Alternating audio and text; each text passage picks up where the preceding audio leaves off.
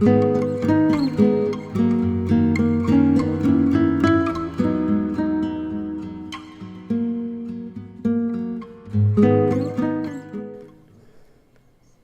everyone, welcome back to my channel. Today I'm back with a brand new speed build, this time doing something which I absolutely love, and that's a gigantic suburban build. Although it's not absolutely gigantic, but it's not far off. So this is Blossom Hill. It's a 5-bed, 2-bathroom build on a 40 by 40 lot in Brindleton Bay, and it comes in at just less than 270,000 simoleons. So it's definitely not a cheap house. This is a house that I just went all out on. There's no restriction on packs either. It was just kind of like a free-for-all, you know, see what I could come up with. But the ideas that I had in mind was that I wanted to build another L-shaped house, but this time I wanted to build like a double garage onto the house. Now, just recently I did a build that had a garage, and it's one of those things that's a bit hit and miss with people. Like, some people like them and some people don't, and obviously I completely understand if you don't, because it is just a redundant space. We don't have vehicles in The Sims 4. However, when it comes to building houses, obviously a lot of houses have garages, so it makes sense to, you know, do some builds sometimes that do have garages on. For me, I think it's what you do with the space as well that makes a difference, because I think some people build them and sort of leave them empty, don't put a lot in them. So I like to kind of like busy my garages up. If I ever build with one, that's what I do. I either fill it with lots of junk or I make a particular room out of it.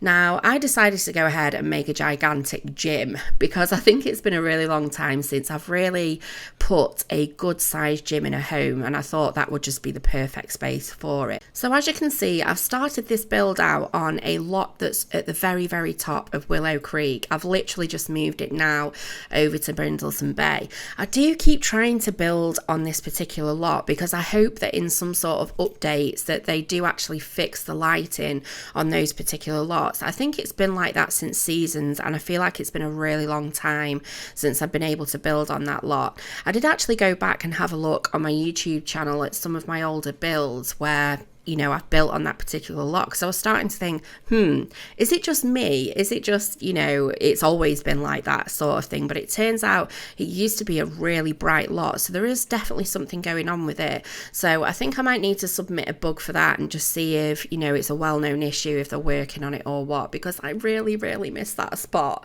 and I feel like I'm completely overdoing building on this particular lot. But I build on this one because, as you can see, it's such a contrast to the lot up on Willow Creek, because as you can see, the lighting is so much brighter, and obviously it's a beautiful scenic spot. So I do really love building on this, but I do really miss building on the ones up in Willow Creek. So this build actually turned out to be a lot smaller on the inside than I expected it to be. I mean, taking the garage area away, the floor plan is actually fairly small. You know, I fit everything into it that needs to be in it, and there's obviously everything that your Sims need. But I think on kind of like a size scale, it's probably not huge, but it's not small, if that makes sense. So yeah, it's quite a nice size house, this. I mean, I don't personally like playing in huge houses, but I would say as far as big houses go, I'd probably be okay with playing in this one. It's not too overwhelming, if that makes sense. So my ideas for it was just to build, obviously, a gorgeous, nice big family home, and you know me, I love doing the landscaping, and I did actually spend a really long time on this house. I paid extra special attention to detail and things like that.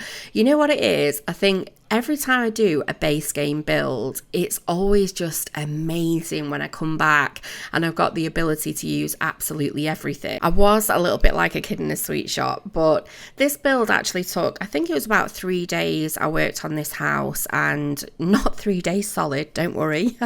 I've not got that much of an addiction, but I kept coming back to it over, you know, a period of 3 days, and I really like just having that little break in between. And this week I've just been so tired. I've had so many late nights.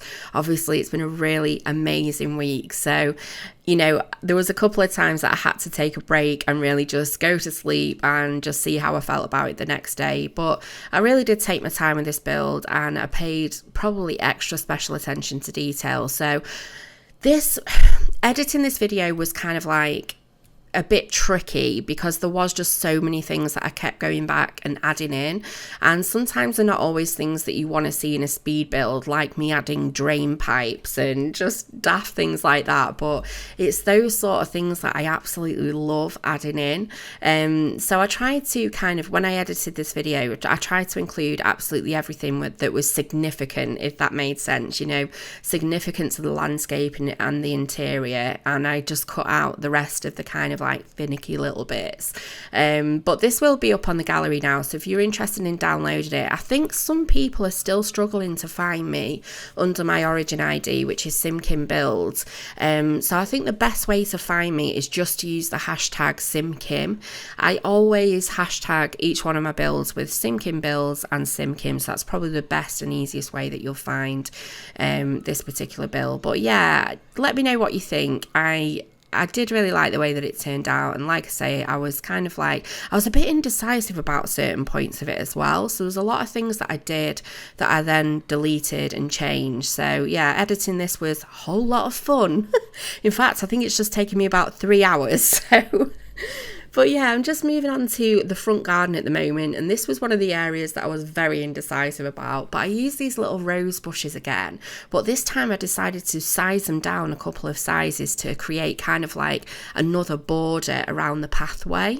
I don't honestly know why I have such an obsession with doing different, like, strange fencing ideas. Like, every single time I come to do a build, I just get really excited when I come to do the fencing because I think, what should I do this time? It's just ridiculous, really.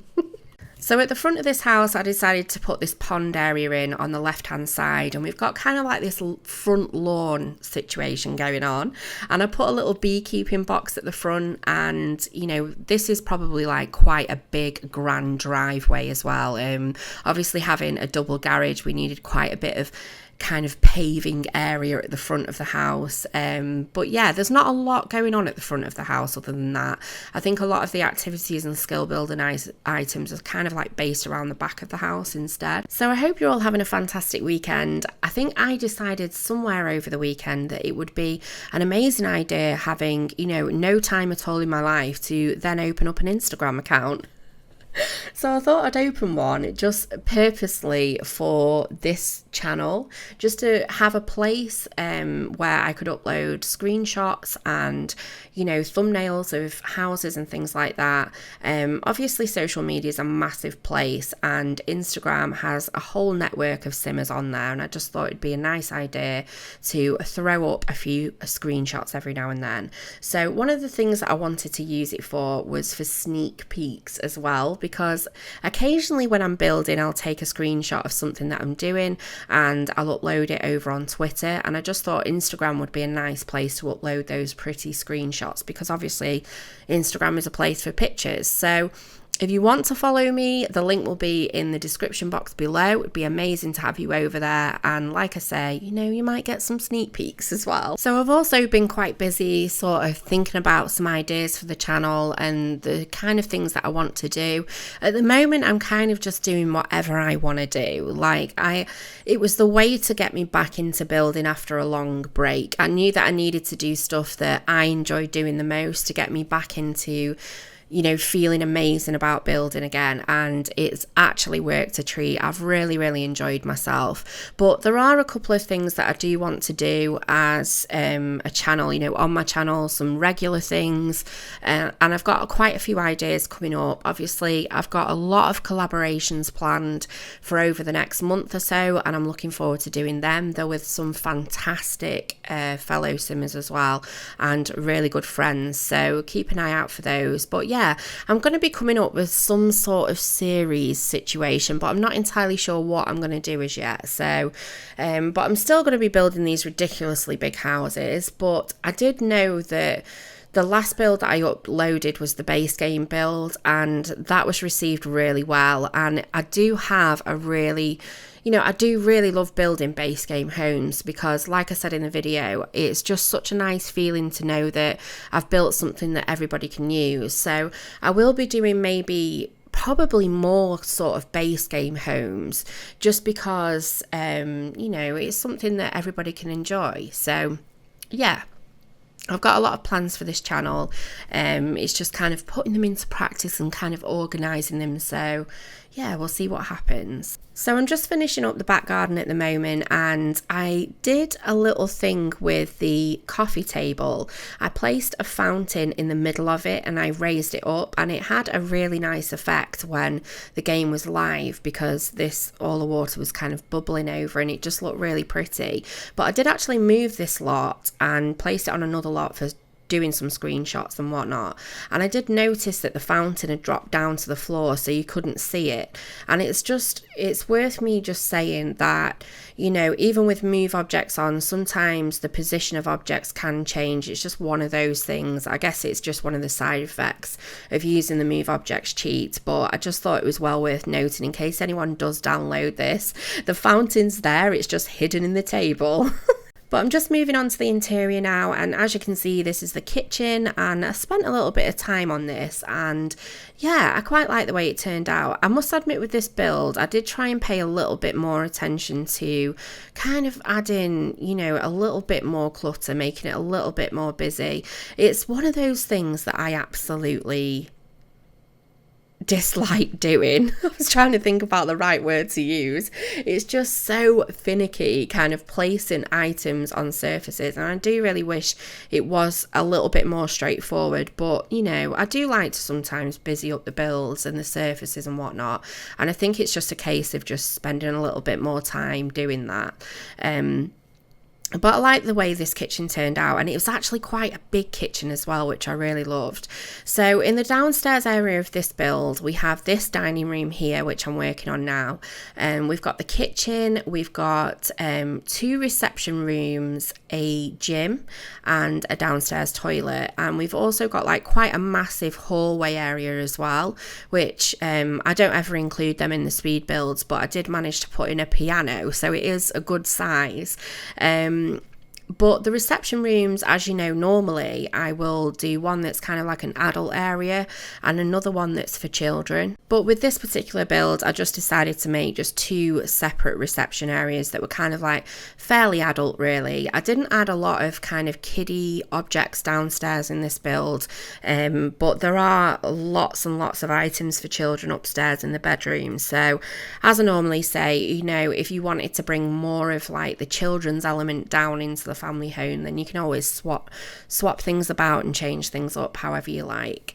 But yeah, this is one of the reception rooms. I would say that they were both fairly the same size, and they're a lot smaller than what I'm used to doing.